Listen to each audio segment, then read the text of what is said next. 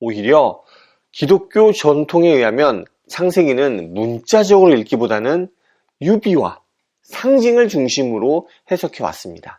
생각하는 신앙 우러나는 복음 믿음 향기.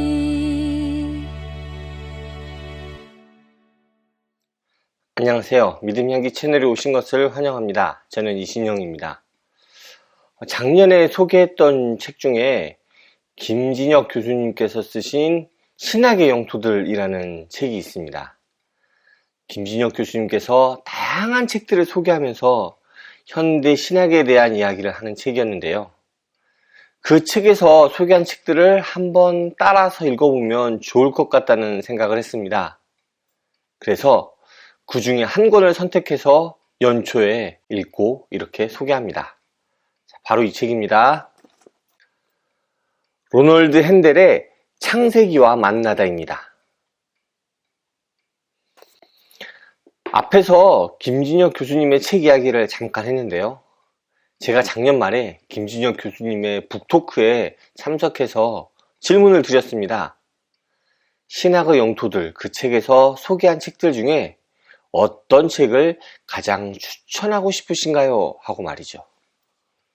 그랬더니 두 권을 이야기하셨는데 그 중에 한 권이 바로 이 책이었습니다. 로널드 핸델의 창세기와 만나다 말이죠. 그래서 제가 잘 기억해두고 새해 처음 읽는 책으로 이 책을 선택했습니다. 이 책은 창세기의 일대기를 이야기하는 책입니다. 창세기의 일대기가 무엇이지? 하는 생각이 드실 것 같은데요. 책의 일대기라는 게 좀 이상하잖아요. 그런데 창세기의 일대기는 다른 말로 하면 창세기의 역사라고 하면 비슷할 것 같습니다. 그런데 역사라고 하기엔 좀 부족한 것 같아서 일대기라는 표현을 했는데요. 창세기가 처음에 어떻게 쓰여졌는가에서 시작해서 그 해석의 다양한 역사들을 살펴봅니다. 그리고 창세기에 대해 이렇게 이야기하는 것을 창세기의 전기라고 이 책에서는 표현하고 있습니다. 네, 이 책에서 주로 이야기하고 있는 것은 창세기의 해석이 어떻게 변해가는가 하는 점이라고 할 수 있을 것 같습니다.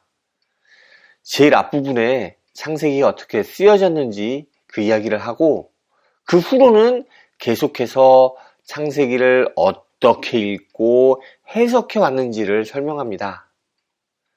창세기에 대해 상징적 의미를 찾아서 읽는 시도부터 시작해서 종말론적으로 읽기도 하고 신학이 발전하면서는 플라톤적 세계관을 통해 해석하기도 합니다.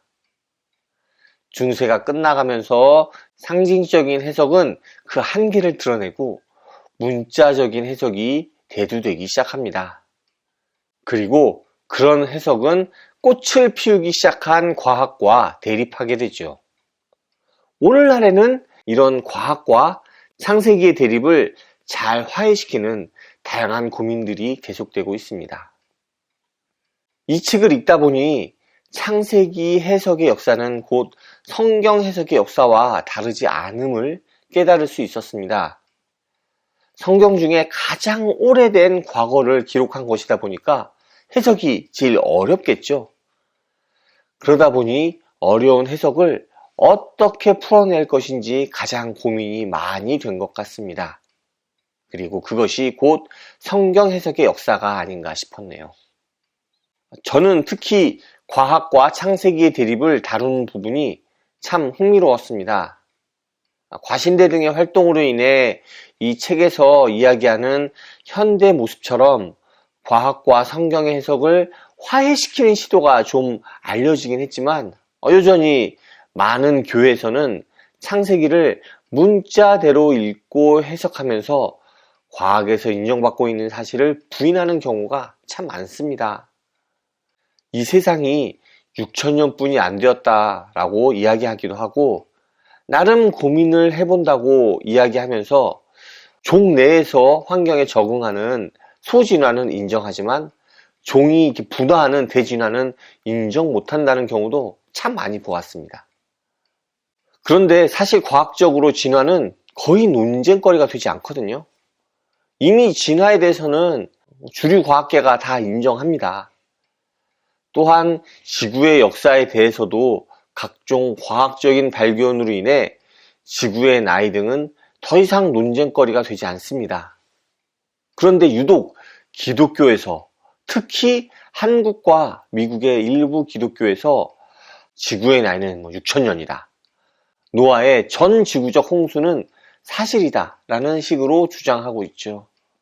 그런데 그런 근본주의적인 접근은 이 책에 의하면 그렇게 오래되지 않았습니다. 약 100여 년 전, 그 이전에는 이런 식의 접근은 그렇게 많지 않았죠. 오히려 기독교 전통에 의하면 창세기는 문자적으로 읽기보다는 유비와 상징을 중심으로 해석해 왔습니다. 이 책에서는 창세기의 일대기를 통해서 결국 우리가 성경을 어떻게 읽고 해석해야 하는가에 대한 고민의 역사를 돌아보게 합니다. 그 역사는 기독교만이 아니라 사회와 과학의 발전과도 맞물려서 함께 발전하게 됩니다. 그리고 오늘날에도 던져지고 있는 성경을 어떻게 읽고 해석해야 하는가, 그런 질문에 대한 길잡이의 역할을 하고 있는 게 아닌가 싶네요. 오늘 준비한 내용은 여기까지입니다. 연초인데요.